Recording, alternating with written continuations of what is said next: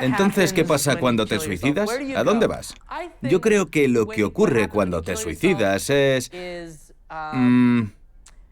que te acusan de asesinato, pero no hay nadie a quien detener, así que el caso se desestima. Eso es lo que pienso. Ahora bien, si queréis saber qué es lo que pasa en la otra vida, esa es otra historia. Yo no lo sé y espero no averiguarlo en mucho tiempo.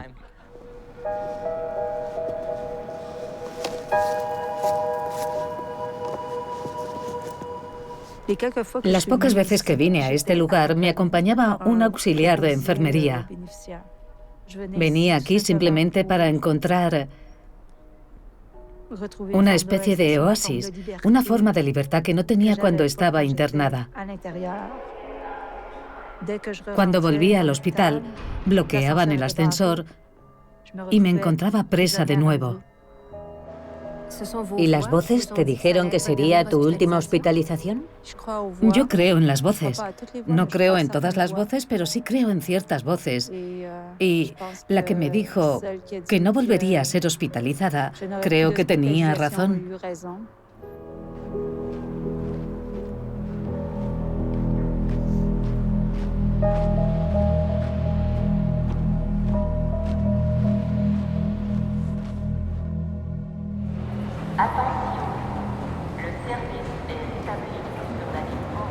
Cuando conocí a Miriam Anouk, estaba adaptándose a su nueva vida después de 10 años en el sistema de salud mental. Me diagnosticaron varios trastornos. Depresión severa con síntomas psicóticos. Luego esquizofrenia paranoide. Y por último, trastorno esquizoafectivo del tipo bipolar estable.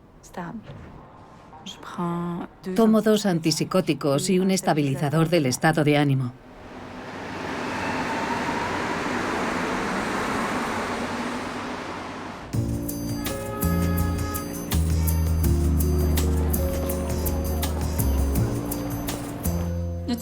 No dispares a los mensajeros. Tú, que temes los murmullos retinianos. Una noche que estábamos filmando a Miriam Anouk en un micrófono abierto por la salud mental fue cuando conocí a Alo. Nada de ums ni peros. Algunos peros, pero nada de ums. Hola, me llamo Alo. Aló. Aló. Hola. Y al revés es hola. Así que en mi nombre hay muchos olas. Estoy un poco nervioso y creo que se nota. ¿Os he comentado que mi última actuación aquí fue un fracaso total? Creo que se nota. Cuando tenía 18 años me diagnosticaron que había tenido un episodio maníaco. Y fue muy duro asumirlo, porque por aquel entonces no quería aceptar que sufría un trastorno bipolar tipo 1. Hasta que vi a mi psicoterapeuta. Había un letrero en su puerta que decía: ven solo en caso de emergencia. Y yo no sabía si lo mío era una emergencia. Estaba sollozando, llorando, sintiéndome fatal, pero seguía teniendo dudas. Era como, ¿es esto una emergencia? Así que tomé aliento, empujé la puerta, me senté con ella y, después de hablar un rato, vino a recogerme una ambulancia. Cuando salí del psiquiátrico, decidí ir a una fiesta. Mi primera fiesta fuera del hospital. Era Halloween. Y no podía beber, ¿vale? Cuando estás tomando mucha medicación no puedes beber. Y lo primero que sucedió fue que un chico de una fraternidad me dijo, tómate una copa. Y yo como, no, gracias, no bebo porque soy bipolar y estoy medicándome. Y él me dijo, pues no pareces bipolar. A ver, aquello era una auténtica novedad. ¿Qué aspecto tiene una persona bipolar? ¿Y en un baile de disfraces? No lo sé.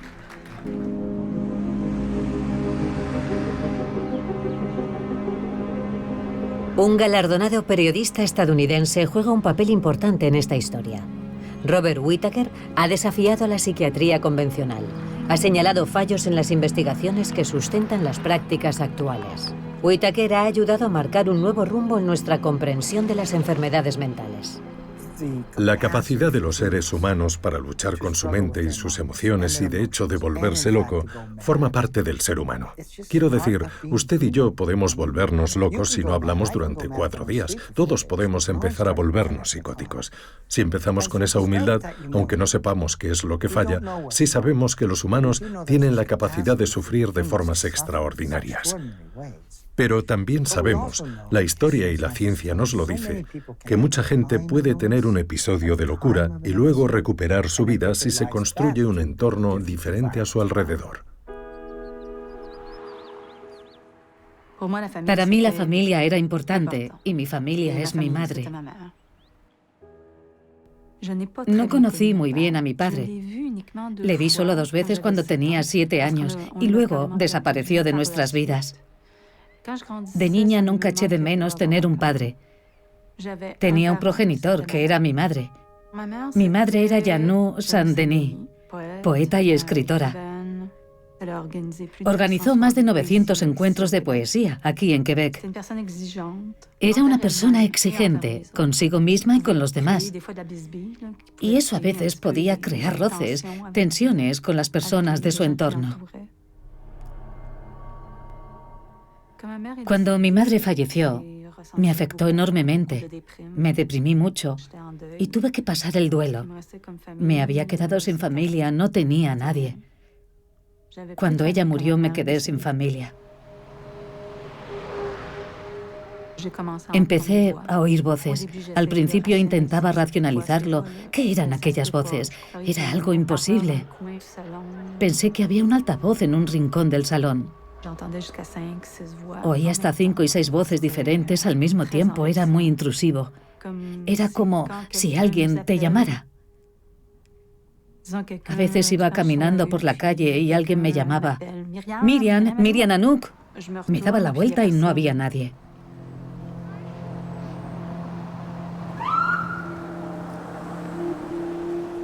Fueron 9 meses y medio de sensaciones extremas.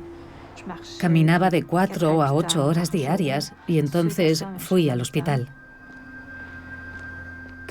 Cuando pronunciaron por primera vez la palabra psicosis, simplemente oír la palabra me dio miedo, mucho miedo.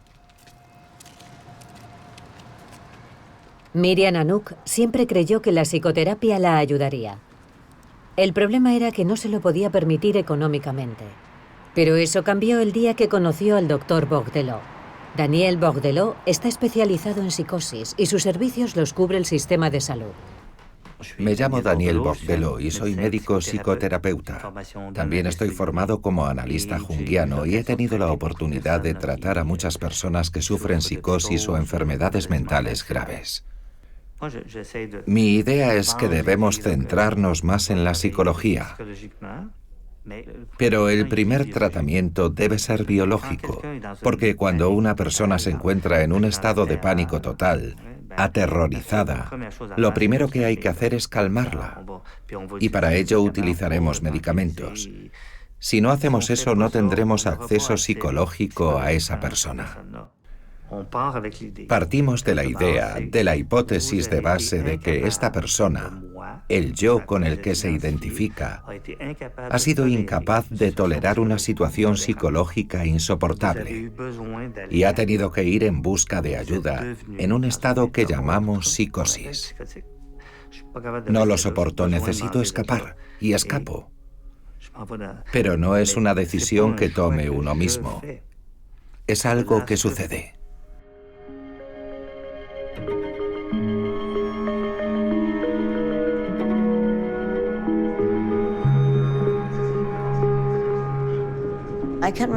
Recuerdo que iba conduciendo un coche y llovía. Y la lluvia eran lágrimas que caían sobre el parabrisas. Y una voz me dijo, esta va a ser tu vida, lágrimas y oscuridad. Y de hecho así fue.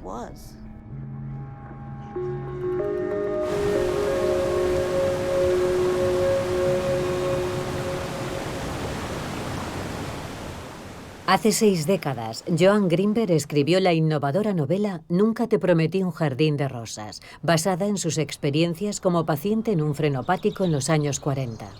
Su relato nos llevó al interior de su mundo imaginario, el mundo al que escapaba cuando la vida real se volvía insoportable. En 1953 dije que abandonaría el mundo psiquiátrico para siempre. No sé cómo me arrastré durante 16 años. Y digo 16 porque el que me dijeran, me pusieran en un sitio donde la gente sabía lo que yo tenía y me iba a ayudar a solucionarlo, fue el principio del final de mi enfermedad. Mientras escribía Anatomía de una epidemia, cuando conocía a personas que se habían recuperado y ya no se medicaban, casi todas me contaron que habían encontrado a una persona que había creído en ellas y las había ayudado a superar la crisis. Nadie se había curado de repente. Siempre había una relación que les había posibilitado una nueva forma de avanzar, y eso fue lo que Frida Fromm-Reichmann le proporcionó a Joan Greenberg. La joven Joan Greenberg, de 16 años, fue tratada en Chestnut Lodge por una de las grandes psicoterapeutas de la época, la doctora Frida Fromm-Reichmann. Me llevaron con ella, puede que una semana después de ingresar en el hospital. Aquella fue una conjunción afortunada. Ella tenía un hueco y allí estaba yo. Nunca me ha pasado, dijo. Nunca he estado enferma mentalmente. No sé cómo es. Dime cómo es. Ella entendió mi metáfora. Piense en sangre saliendo de un grifo. Abre el grifo y por él salen sangre y vísceras. Ahora me dirá, estamos en una ciudad con una red hidráulica, cariño. Eso no es posible. Ya lo sé, soy consciente de ello. Pero se trata de una metáfora sobre la singularidad de mi situación. Estoy sola en esto. Soy la única persona que ve esto. Esa es mi verdad. Todos los veranos iba a un campamento, y vaya si me hicieron saber los niños lo diferente que era yo. Había una nube donde yo estaba. Y los niños se dan cuenta si alguien no encaja. Saben detectar quién está enfermo. El momento que cambió mi vida aconteció cuando tenía unos 10 años. Estamos aquí y te vamos a salvar de todo esto. ¿Dónde estaba cuando las escuchó por primera vez? Estaba en el campamento. Y esta es la clave, creo. Cuando algo empieza siendo un fuerte, se acaba convirtiendo en una cárcel. El fuerte en el que entré cuando tenía 10 años, cuando tenía 13, era una cárcel. Es un paisaje. Hay llanuras, hay árboles, hay lugares donde estar por los que puedes caminar. Puedes encontrarte con deidades, puedes encontrarte con diferentes personajes, montar a caballo y escapar.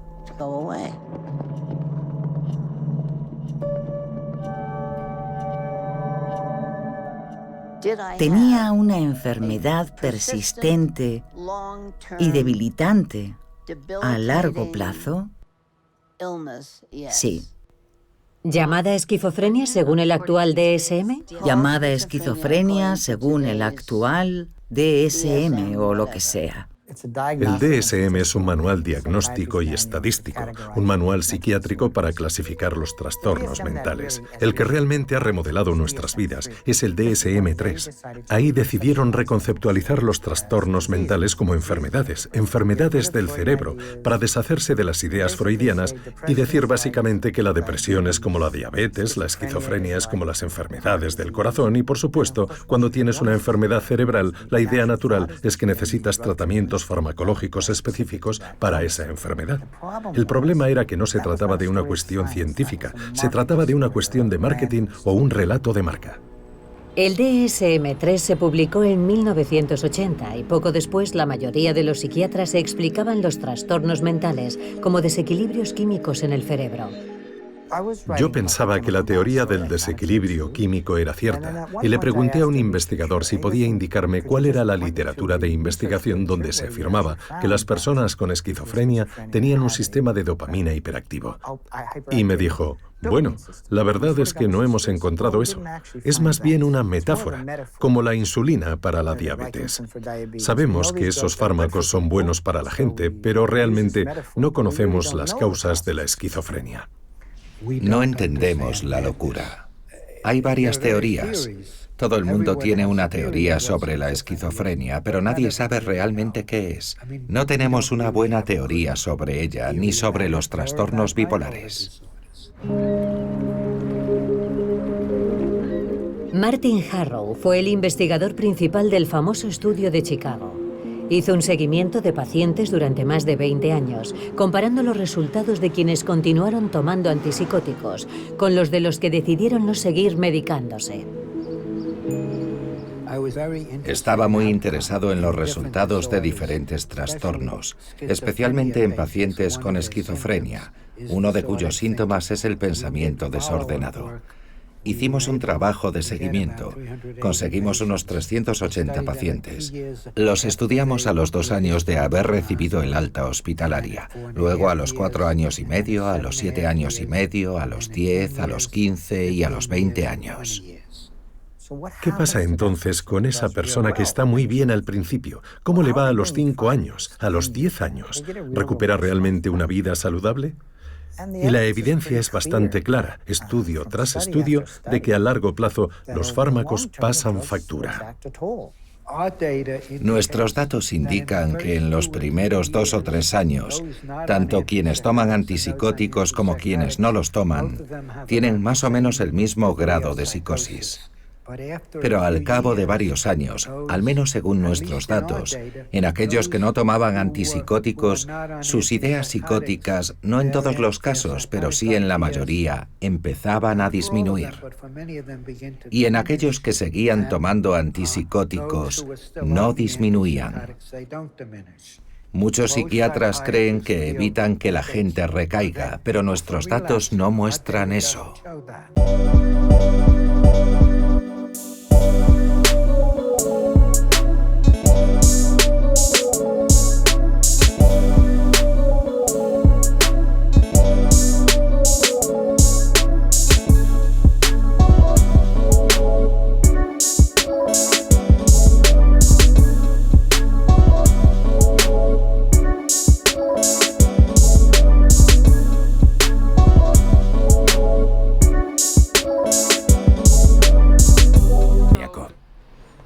Mi energía era desbordante, pero no tenía ninguna concentración. Mi mente iba a toda velocidad.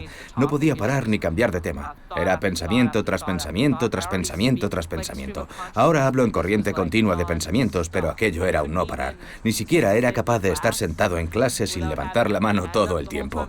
En clase de matemáticas respondía a cada pregunta y era demasiado. Así que tuve que ir a un psiquiátrico. Tuve suerte y solo estuve allí 5 semanas. Mucha gente pasa meses o un año. Me sentía muy vulnerable. Era como estar en una jaula, ¿sabes? Caminando de un lado a otro entre las mismas 4 paredes.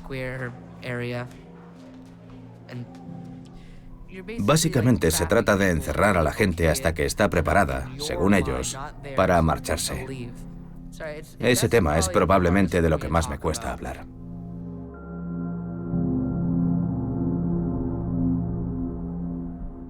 ¿Qué cree que sucedería si hoy tuviera 16 años y los mismos síntomas? Alguien me recogería y me dejaría durante 72 horas en un hospital bajo tratamiento, donde me medicarían hasta las cejas. Probablemente me diagnosticarían alucinaciones y lo dejamos ahí. Al no contar con medicamentos fiables, los psicólogos han tenido que encontrar otras maneras de influir y de mejorar la vida de la gente que sufre dificultades psicológicas. Esa es la premisa con la que trabajaron Frida von Reichmann y toda su generación.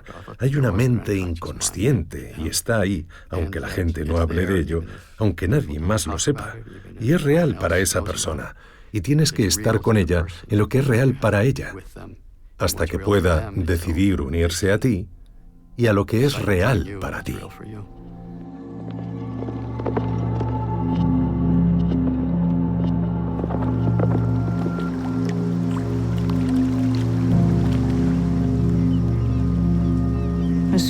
Recuerdo que llamé a una de mis mejores amigas y le dije que había alguien que quería hacerme daño. Y ella me dijo si quería que llamara a la policía. Yo le dije que no, que solo necesitaba ayuda. Y finalmente llamó a una ambulancia. Yo no sabía qué hacer y al mismo tiempo sabía que algo no iba bien. En aquel momento me encontraba en estado de crisis. Sí, yo siempre te había conocido como la chica que tenía todo bajo control. Además, había estado comprando compulsivamente en un periodo de euforia. Y acabé con una deuda de casi 30.000 euros. Tengo muchos edemas. Tengo edemas en las piernas, en los pies, incluso en los brazos. Es incómodo y podría ser problemático. Ahora tengo un médico que se ha ofrecido a tratarme y a variar mis recetas cuando sea necesario. Tengo mucha incertidumbre en cuanto a los medicamentos que tomo, porque tienen cierto nivel de toxicidad. Nadie me puede asegurar que no acortarán mi vida a 10 años, simplemente porque la dosis sea demasiado alta. Es un cambio importante en la vida de una persona cuando modifica su medicación. Estos medicamentos tienen muchos efectos secundarios, no son caramelos. Si he vivido en un estado de indiferencia durante 20 años y consigo salir de ese estado, tendré que adaptarme. A las personas que sufren psicosis les damos antipsicóticos y están sencillamente al alcance de todo el mundo. En contra de lo que muchos creen, los antipsicóticos no necesariamente acaban con la psicosis. Por ejemplo, tuvimos un paciente que tuvo una crisis paranoica y estaba convencido de que la mafia quería matarlo, así que huía a todas partes. Lo encontramos en el metro porque quería suicidarse para escapar de la mafia y lo llevamos al hospital. Le administramos medicamentos y al cabo de 2 o 3 semanas estaba mejor, ¿vale? Luego se fue a casa y cuando vino a vernos una semana después nos dijo: he estado en casa con miedo a la mafia, pero estoy bien. ¿Entonces la mafia ya no te persigue? No, sigue persiguiéndome, pero me da igual, ¿vale? Aquellos resultados se obtuvieron en 3 o 4 semanas y se puede considerar un éxito. Pero existe la posibilidad de que pierda su vida actual como consecuencia de ello, porque lo más probable es que se aísle socialmente. Se paga un precio altísimo con esos medicamentos en particular. Pueden causar enfermedades del corazón, diabetes, obesidad, deterioran el deseo sexual y la vida sexual de las personas. Se paga un precio muy alto. Pero algunos problemas mentales son realmente graves y se prolongan durante mucho tiempo, así que a veces son el menor de los 2 males. Pero ninguna otra persona debería acercarse a ese tipo de medicamentos bajo ningún concepto.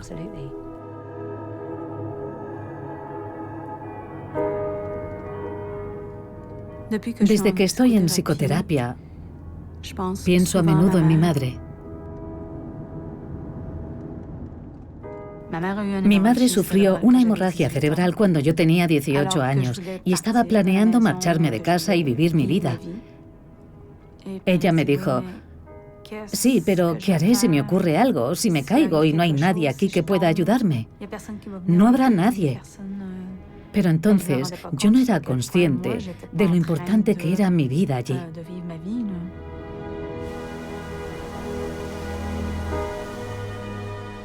Esto es precioso.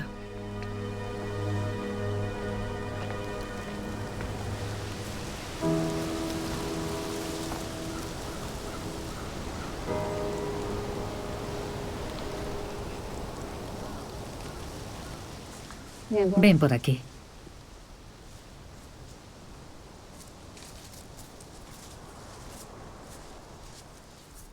Es algo que siempre me sorprendió.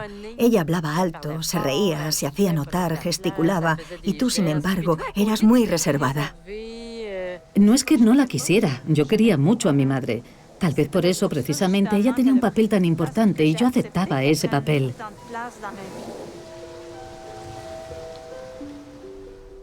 Un niño puede sufrir un colapso a los 5 o a los 6 años y sus padres no darse cuenta hasta que ya es un adolescente. Son silenciosos, les gusta estar solos, son introvertidos. La gente es así, mucha gente es así. Y terminan convirtiéndose en adultos introvertidos, no pacientes con dificultades serias. Ser padre es el trabajo más difícil del mundo, lo sé por experiencia, y cualquiera que haya sido padre lo sabe, pero es fácil pasar cosas por alto, aunque pongamos todo de nuestra parte. Quiero hablar de lo duro que es no sentirse a veces feliz de estar vivo. Así que me puedo volver maníaco y suicida. Y por eso me estoy medicando ahora. He visualizado un plan. Nunca lo he puesto en marcha, pero he estado muy cerca de hacerlo. Ha habido momentos en los que he querido estrangularme. Ha habido momentos en los que he querido saltar a las vías del metro. Pero entonces pienso en que tengo una familia que me quiere y en mis amigos.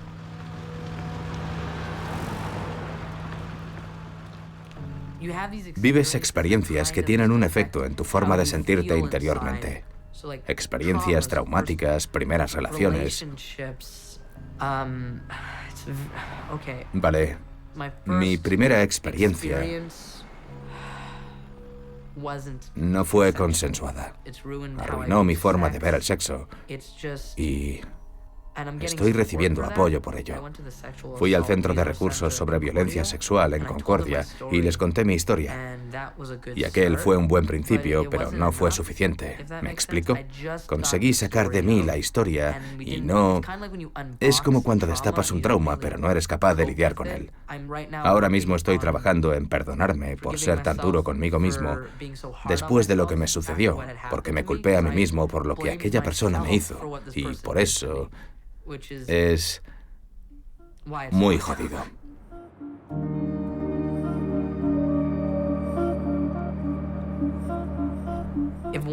Si un día dejara de sufrir episodios maníacos y superase mi trauma, si dejase de volverme maníaco, sentiría que ya no soy bipolar.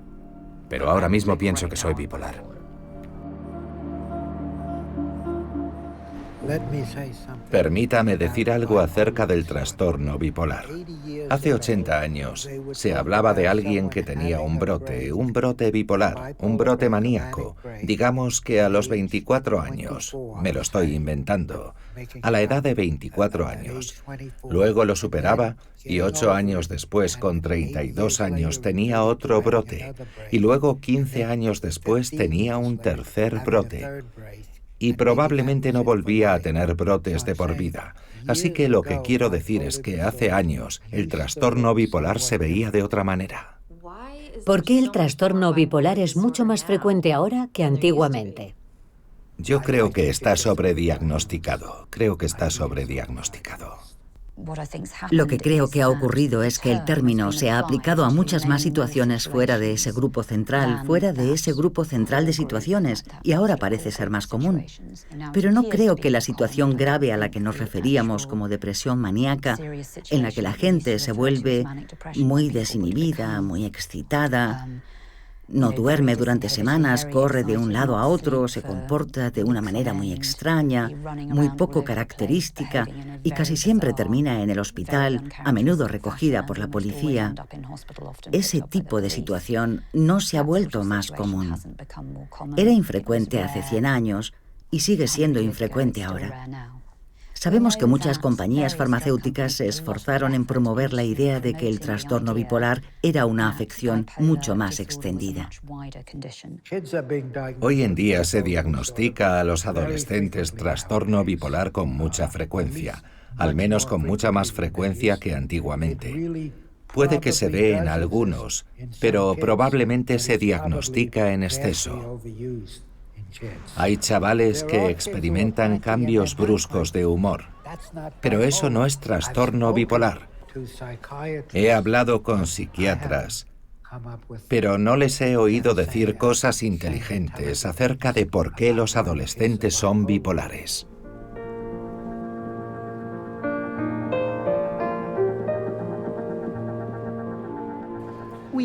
Tenemos el placer de recibir hoy a la doctora Steingart para que nos hable acerca de psiquiatría lenta, que se centra en los pacientes y no en otras necesidades como las de la industria farmacéutica.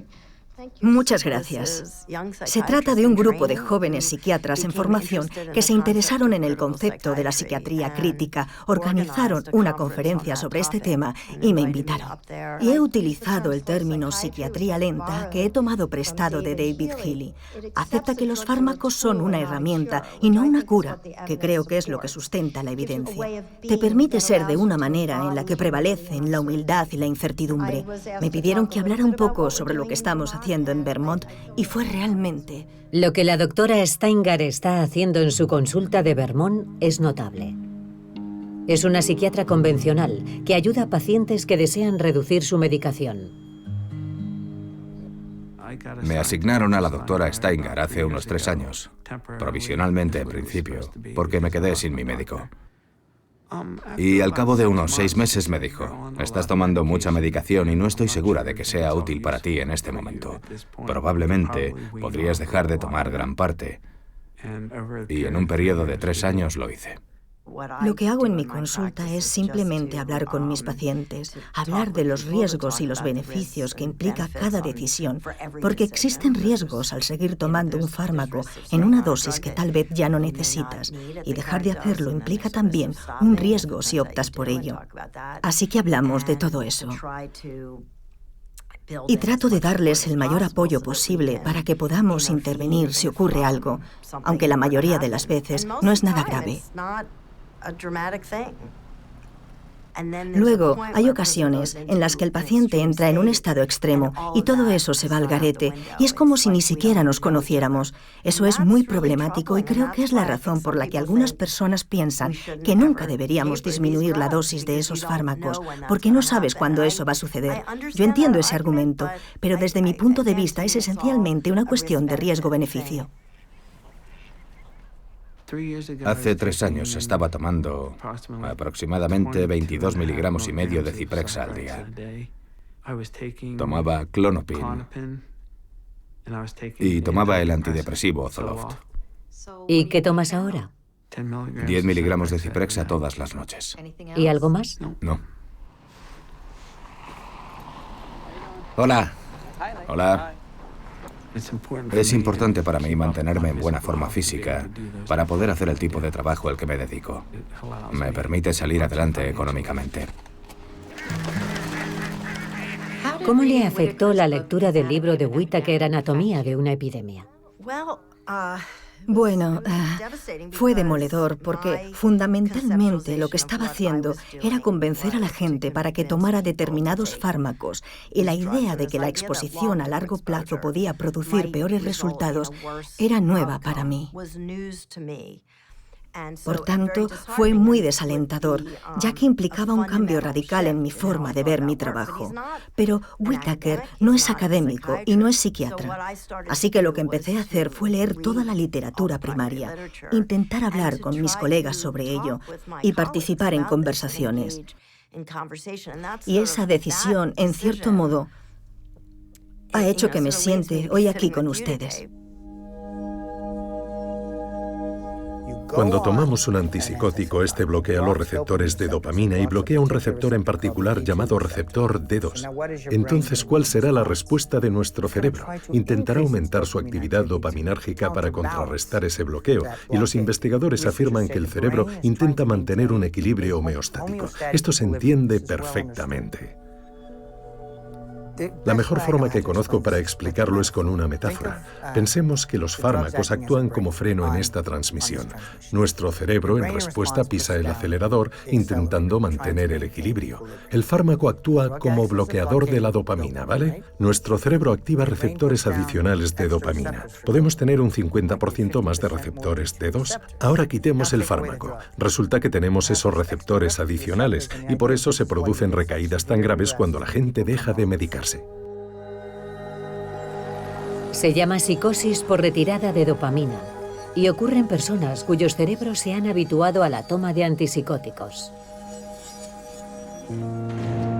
En respuesta, el psiquiatra volverá a administrar al paciente el fármaco, habitualmente en una dosis mayor, y el ciclo continúa. Lo que aún se desconoce es si el cerebro puede estabilizarse después de un cierto tiempo sin el antipsicótico. Mientras tanto, las personas a las que se ha recetado estos fármacos viven en la incertidumbre. La psiquiatría no siempre dependió tanto de los medicamentos. Hay otras ideas y principios en la psiquiatría del pasado que han resistido a la prueba del tiempo. El doctor Daniel Bourdelot trabaja con sus pacientes según las enseñanzas de Carl Jung. Hay un intercambio, una relación de consciente a consciente. Y hay también una relación de inconsciente a inconsciente. Al principio sucedieron cosas que se reprimieron, así que ahora son inconscientes. Pero la respuesta de la persona a esos eventos es muy consciente, muy manifiesta. Podemos trabajar para atenuar esa respuesta o incluso eliminarla finalmente, al menos en parte, y ello permite que la persona pueda vivir mucho mejor. Las voces que oía se convirtieron entonces en personajes de mis sueños. Eran dos partes de mí que se separaban en el sueño. Una que siempre era amable, sumisa, y luego la otra que no quería saber nada, que quería decidir por sí misma. Así que eran dos extremos, pero siempre de mí misma. Al principio de la vida nos identificamos con algo. Soy un niño dulce, refinado y amable. Sin embargo, dentro de mí también existe la parte contraria, el niño travieso e insufrible. Finalmente, para volverme más robusto, necesitaré integrar esa segunda parte, la parte oscura. Es el proceso mediante el cual podríamos decir que nos convertimos en lo que realmente somos.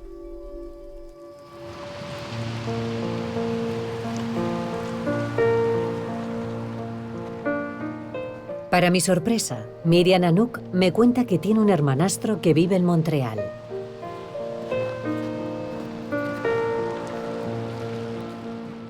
Christian y yo nunca mantuvimos una relación muy estrecha.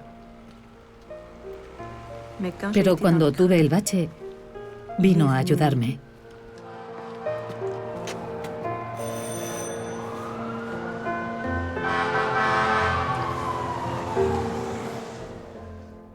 Estábamos hablando los tres, y entonces le dijiste a Janou: ya verás como cuando Miriam Anouk se marche de aquí, se dará cuenta de que es otra bola.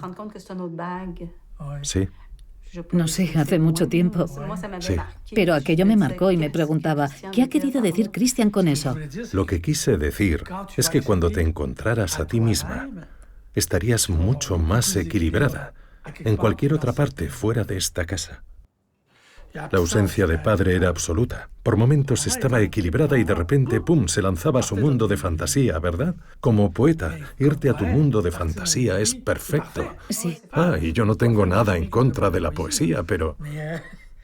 En la realidad familiar... En la realidad es... En la dinámica familiar no es... Se puede convertir en algo muy insano. Desde luego. Me alegra oírte decirlo a ti. Me alegra oírte decirlo a ti. Sí. Ya no estás en esa situación. Madre mía. He mejorado. Es obvio que has mejorado mucho. Eso que acabas de decir lo cambia todo. Hacía mucho tiempo que no nos veíamos y ya has mejorado enormemente. ¿Te acuerdas de cuando viniste al hospital? Creo que estuviste 3 veces, en el momento en el que peor me encontraba. Me preguntaba si lo superarías. Era todo tan penoso y oscuro. Era... Uf.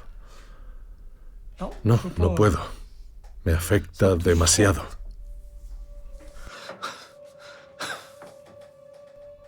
No esperaba que fuese tan abierto conmigo. Pero me alegro mucho de verte. Sí, tengo familia.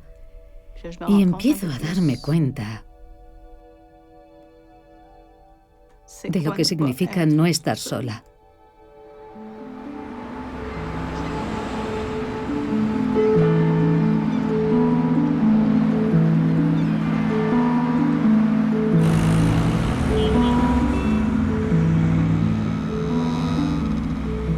Los británicos están haciendo grandes progresos en la mejora de la atención de la salud mental, empezando por el mayor estudio jamás realizado sobre la reducción de fármacos. Es similar a lo que la doctora Steinger está haciendo en Vermont, pero a una escala mucho mayor. Estoy participando en un ensayo controlado aleatorio financiado por el Servicio Nacional de Salud británico para estudiar si podemos ayudar a la gente a reducir y potencialmente abandonar la medicación antipsicótica de forma gradual y con apoyo. Se llama estudio Radar y esperamos ser capaces de generar datos que muestren cuáles son las tasas de recaída si se ayuda a la gente a dejar la medicación gradualmente y no de forma repentina como se ha hecho en la mayoría de los ensayos de este tipo. Hay mucha gente que se ha quedado enganchada a los antipsicóticos durante años, a quien le gustaría tener la oportunidad de intentar dejarlos. Creo que es muy importante que hagamos todo lo posible para minimizar las cantidades que se emplean de estos fármacos, que empecemos intentando ayudar a la gente a superar los episodios psicóticos sin ellos, si es posible. Eso requiere unidades con personal altamente capacitado, personas muy comprometidas y motivadas que se involucren no solo con el paciente, sino con toda su familia, para que ellos también se sientan apoyados.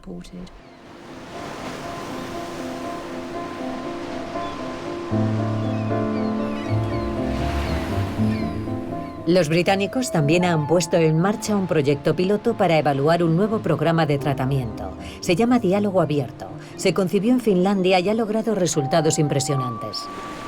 Me llamo Yasmin Isaac y soy jefa de servicio en Diálogo Abierto. Mi formación profesional es el trabajo social y la psicoterapia. El desarrollo de Diálogo Abierto en el Reino Unido ha ido increciendo. Buenos días. Buenos días. ¿Cómo estás? Muy bien, gracias. ¿Y tú? Muy bien. Nos basamos en los mismos principios del modelo finlandés, pero desarrollamos el programa desde una perspectiva británica. Con la que hablamos, no era urgente verla ese día. No es antipsiquiatría, pero procura tener una estructura mucho menos jerárquica, de manera que no sea el psiquiatra quien dicte todo. Nick está en crisis desde que su matrimonio fracasó. Sus padres se han convertido en su sistema de apoyo. Bueno, lo que ocurre... Y recuerdo que no hace mucho le preguntaste a Yasmin, ¿os daréis por vencidos conmigo? Y ella te respondió, no nos daremos por vencidos contigo, el tiempo no es relevante. Han invertido en mí durante cierto tiempo y no van a desaparecer. ¿Hola? Hola. Hola, Yasmin. Adelante. Encantado de veros de nuevo. Igualmente, Pasad. igualmente. ¿Sabéis cómo ir? Sí. Recto, recto. Todo recto, sí. Lo que intentamos es ver a las personas durante la crisis y seguir viéndolas después. Los últimos días me levanto como abotargado, cansado y un poco lento, pero a medida que transcurre el día empiezo a encontrarme en estados diferentes, el viejo Nick, el buen Nick o el Nick sano. Y creo que es algo que no debería subestimarse. Tienes que sentirte positivo. Sí. Debes hacerlo. Sí. He llegado incluso a pensar cómo sería si no tomara quetiapina. No voy a... La he tomado, estoy medicándome, lo estoy haciendo. Pero he llegado a pensar, ¿sabes? He pensado sacarla ahí fuera porque es donde... Porque en el fondo de mi mente ha estado rondando ese pensamiento. ¿Cómo sería? Es muy fácil enfadarnos el uno con el otro, especialmente cuando se encuentra en estado de euforia. Estaba destinado a sufrir una recaída. Ya.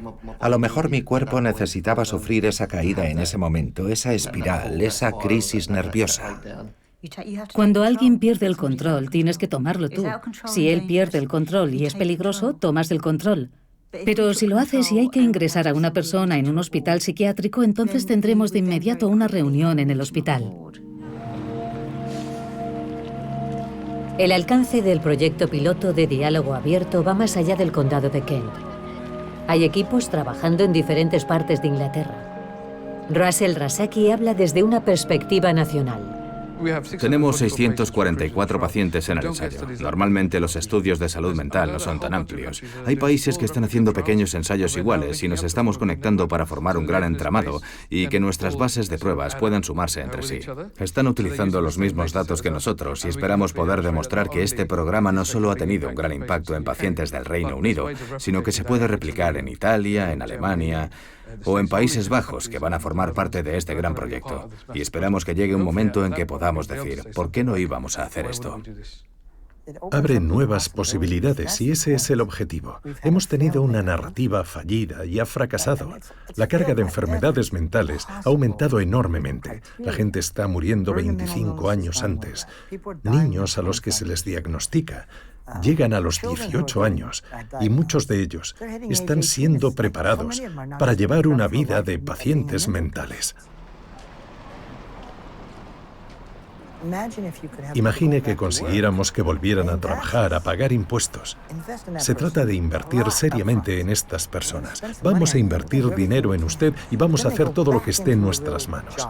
Y vuelven a tener un trabajo de verdad en la vida real. ¿No tenemos la obligación como sociedad de intentar maximizar esa posibilidad para la gente estableciendo otro tipo de atención? Con la familia también, y participando todo el mundo. Dar apoyo a familias que están en la primera línea de cuidados, a menudo solas, es algo que tenemos pendiente desde hace mucho tiempo. Y los pacientes necesitan un lugar seguro a donde acudir durante una crisis, en lugar de sencillamente ingresar en un hospital. Lo que se necesita son entornos terapéuticos con personal especializado para ayudar a una persona a superar una crisis. Con gente inteligente que entienda de algo más que de medicación, que entienda de intervención psicosocial, que entienda de terapia de entorno, que comprenda la importancia de una actitud esperanzadora y solidaria, con independencia de cuáles sean los síntomas, lo superaremos. Es necesario formar psiquiatras con nuevos conceptos. Ya tienen formación en psiquiatría biológica, hay que formarlos en psicología y entonces será posible. Yo creo profundamente en su efectividad. Los resultados no son inmediatos, no es cuestión de 3 meses, sino de 3 o 4 años. Pero creo firmemente en su efectividad, si no, no estaría en esto.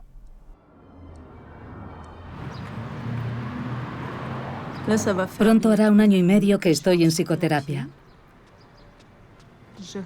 Ahora empiezo a sentirme una persona completa. Lo que me ha permitido llegar aquí ha sido la combinación de psicoterapia y la reducción de medicamentos. Las dos cosas van juntas. Hola. Hola.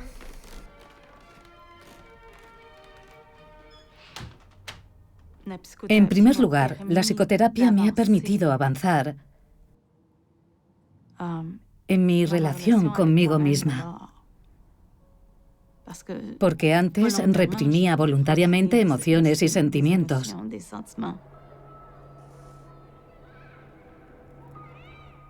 A veces sigo oyendo voces. Puedo estar un día entero sin oírlas y al día siguiente oírlas varias veces en diferentes momentos. He hablado de ello con el doctor Bourdelot y lo positivo es que no estamos en una dinámica de intentar eliminar las voces, como me había ocurrido con otros médicos. Puedo hablar de ello para intentar. Forma parte de mi proceso de recuperación, es parte de mí, una parte de un todo.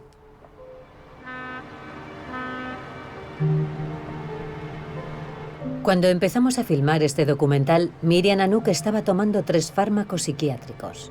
Ahora solo toma 1. Y ya no se identifica como una persona con esquizofrenia o trastorno bipolar.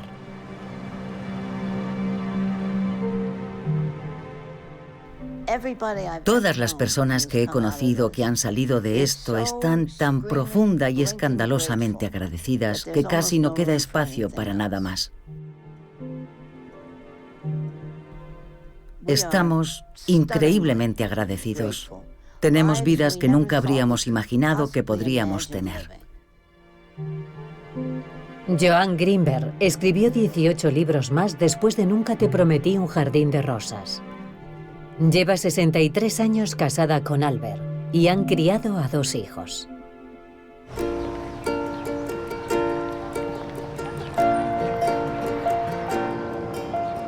Alo sigue navegando con precaución por salud mental del sistema sanitario, estableciendo los límites necesarios. Ha entrado y salido de terapia de forma intermitente, debido a los costes, pero la buena noticia es que ha encontrado un psiquiatra que escucha en lugar de dictar. Para mantener a raya los síntomas debilitantes, se están apoyando más en los medicamentos, al menos por ahora.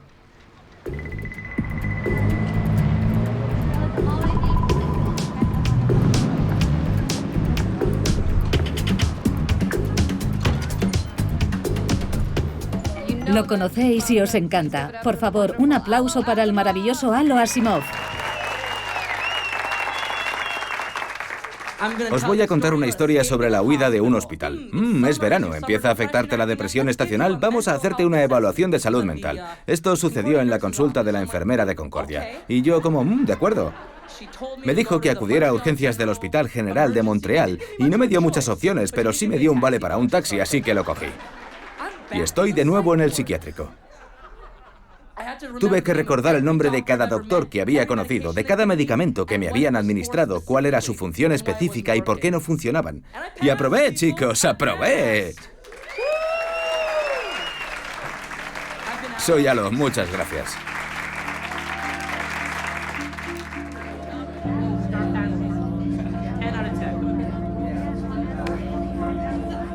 ¿Te quedas? Sí, me quedo. Lo que me diría a mí mismo si tuviera 18 años sería: acaba con el dolor, pero no con tu vida. Son cosas distintas. He estado ahí, sé por lo que estás pasando. Pero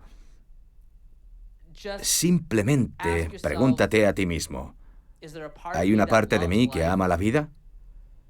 Porque cuando todo lo demás está destruido y abandonado, esa es la parte de ti que seguirá estando ahí, dispuesta a construir una nueva vida. ¿Quién ha estado a vuestro lado? ¿Quién ha estado realmente a vuestro lado? Mantenedlo cerca, aprended de su ejemplo y tendréis una base sólida.